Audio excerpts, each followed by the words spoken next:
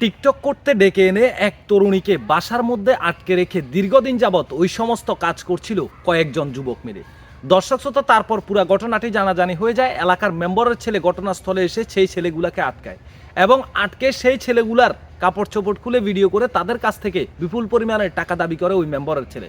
দর্শক শ্রোতা, এই চাঞ্চল্যকর ঘটনাটি ঘটে যায় ফরিদপুরের ভাঙ্গা উপজেলায়। স্ক্রিনে যে মেয়েটিকে দেখতে পাচ্ছেন, এই মেয়েটি মূলত একজন টিকটকার মেয়ে।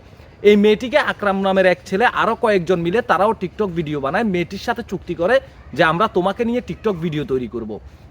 আর সেই টিকটক ভিডিওর সুবাদে প্রত্যেক মাসে আমরা তোমাকে একটা পেমেন্ট দেব, একটা বেতন দেব, তুমি আমাদের সাথে কাজ করতে রাজি আছো কিনা। তখন মেয়েটি তাদের সাথে কাজ করতে রাজি হয়। তারপর মেয়েটি তাদের কাছে চলে আসে টিকটক ভিডিও বানানোর জন্য। তারপর সারাদিন তারা টিকটক ভিডিও বানায়। তারপর মেয়েটির রুমে চলে যায়। মেয়েটির রুমে চলে গেলে সেখানে ওই টিকটকার একজন ঢুকে পড়ে মেয়েটির সাথে জোরপূর্বক ওই সমস্ত কাজ করে।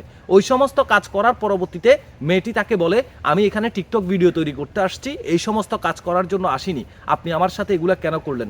তখন ওই যুবক মেয়েটিকে বলে, যেটা করেছি সেটা করে ফেলেছি, ঠিক আছে, আগামী কালকে থেকে তোমার সাথে আমি আর এই ধরনের কাজ করব না, তবে যেটা করেছি এটা কাউকে বলার চেষ্টা করবে না। এক প্রকার মেয়েটিকে হুমকি দামকিও দেন। তারপর মেয়েটি আর এই বিষয় নিয়ে মুখ খুলেন না। পরের দিন তারা আবারও টিকটক ভিডিও তৈরি করে। টিকটক ভিডিও তৈরি করার পরবর্তীতে সেদিন রাতে আবার মেয়েটির বাসায় চলে যায়।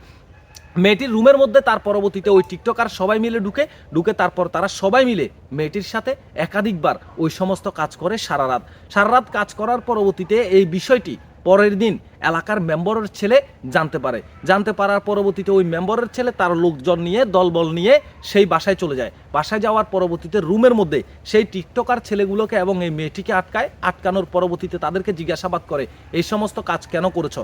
তারপর তারা এক প্রকার স্বীকার করে। তারপর ওই মেম্বারের ছেলে তাদের পরনের কাপড় চোপড় খুলে তাদের ভিডিও করার পর তাদেরকে মারধর করার পর তাদেরকে বলে, তোমাদের কাপড় চোপড় খুলে এই ভিডিও আমি সোশ্যাল মিডিয়ায় আপলোড করে দেবো, আমাকে এত লক্ষ টাকা দিতে হবে।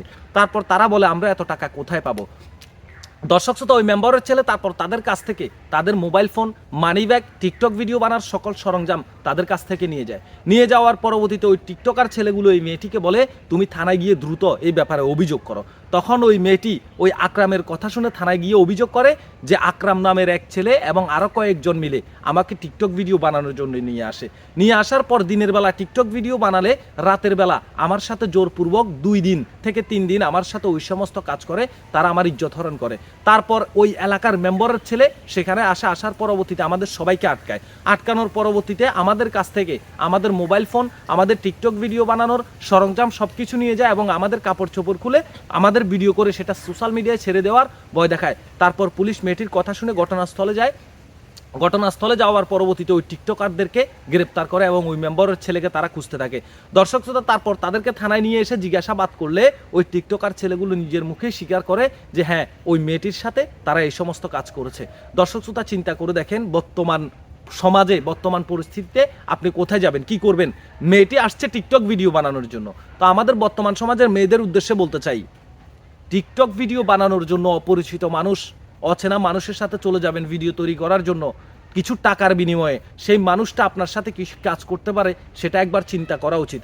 আমরা এই টিকটকার ছেলেদের দৃষ্টান্তমূলক শাস্তি দাবি করছি। পুরো বাংলাদেশটাকে টিকটক প্ল্যাটফর্মটা পুরো নষ্ট করে দিয়েছে। আমরা চাই অবিলম্বে বাংলাদেশে আসলে টিকটক প্ল্যাটফর্মটা বন্ধ করে দেওয়া হোক। কারণ এই টিকটক প্ল্যাটফর্মের কারণে অনেক সমস্যা হচ্ছে। সমাজে অশ্লীলতা ছড়াচ্ছে, সমাজে গুজব ছড়াচ্ছে, বিভিন্ন ধরনের সমস্যা কিন্তু এই টিকটকের কারণে কিন্তু হচ্ছে বর্তমানে বাংলাদেশে। আর না হলে টিকটক প্ল্যাটফর্মটাকে সাইবারের নিরাপত্তায় নিয়ে যাওয়া দরকার। যারা গুজব সৃষ্টি করছে, যারা এই টিকটককে ব্যবহার করে অন্যায় কাজ করছে, তাদেরকে যেন আইনের আওতায় নিয়ে আসা হয়। ভালো থাকবেন, সুস্থ থাকবেন, আল্লাহ হাফিজ।